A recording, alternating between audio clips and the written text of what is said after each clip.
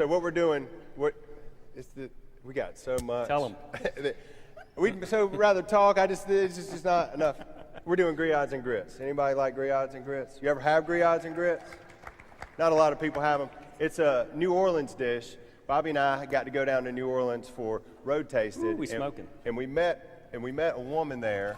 You can go ahead and put your meat in there, bro. Okay. Well, tell them what it is before I start cooking. Well, Bobby's going to brown off some beef. We're going to do it in 2 small batches. We got a little bit of oil. You can add some butter here. The recipe calls for butter. This is how bad we are. We change our own recipes. So instead of putting butter in there and worrying about it, especially since we're cooking on stage, we're just got a little bit of oil. He's going to salt, pepper, and garlic powder this. This is a great dish that I want y'all to try. It's very unusual, and I didn't have it until a few years ago. Michael's brother, Hank, Father Hank, is a priest, and he's out of New Orleans. So he brings home all these Louisiana flavors, and we have Cajuns for friends and when we eat at their house, but I never thought about cooking it. And when we did the television show down there, we met a woman, T. Eva. Yes. Her name was Miss T. Eva, and she was, I don't know how old she was, but she was somebody's great something. She was an older woman. And she cooked in a pot like this, and it was her grandmother's. So she's a great, and it's her grandmother's. So you can forget getting the flavors that Miss T. Eva gets because somebody had been cooking in her Dutch oven for, I'm not kidding you, 150 years. And that's what I love about the cast iron because it's porous and every flavor that ever goes in there, you're never going to scrub out. So you've got all that history and all those flavors. You could do more than that, bro. Well, I didn't want to crowd the pot. No, it's okay. Get off my meat. That was very rude of you to say in front of all these people. No. So T. Eva showed us this, and this is where we've learned also about different roux. So we're going to make a roux for this. So basically what this is like a spicy type beef stew, basically. We got beef, we got a lot of vegetables, there's some seasoning, it's a little bit spicy, and we're going to do it with grits. Now you could do it with rice, but I have found, and you may know, grits, right? Grits. Spoon grits or fork grits? Spoon grits. Fork grits. Half of you's wrong. Fork grits, y'all. I like fork grits. I like a grit that'll stand up. I don't want it super runny.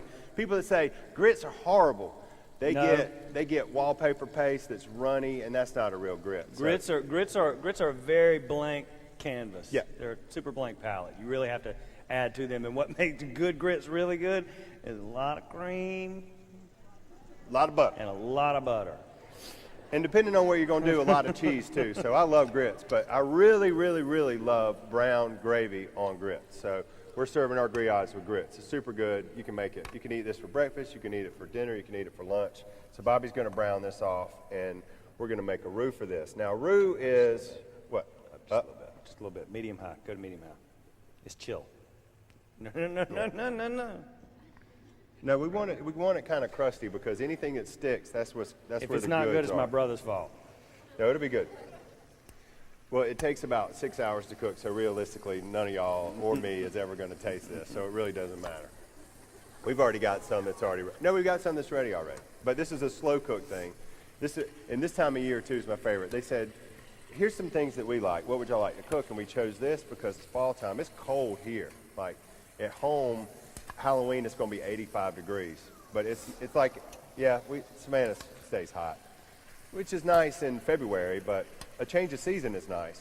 So you guys are lucky here because I love it when it gets crisp and it's fall time and football, that whole thing. So, and that's when I like to do big pot cooking. Mama made a huge pot of vegetable soup a few nights ago, and with pimento cheese, and it's soup weather, it's chili weather, it's stew weather, it's griots and grits weather. Y'all just didn't know it. So, but it's a slow cooker thing. It takes a longer time to do.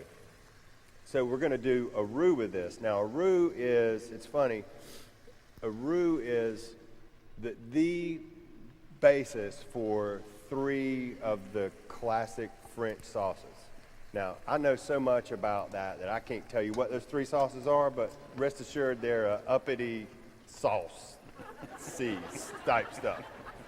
I don't cook French food. But the Cajuns have got the roux, and then a roux is basically a flour, and you can use oil, or you can use butter, or you can use animal fat. And a southern roux is made with bacon grease and flour. You can thicken soups, stews, you can make gravies, you could do lots of different stuff. Now, if you've got a loose pot of anything and you want to thicken it up, you can use cornstarch and water, which is a slurry. But that doesn't have any flour there.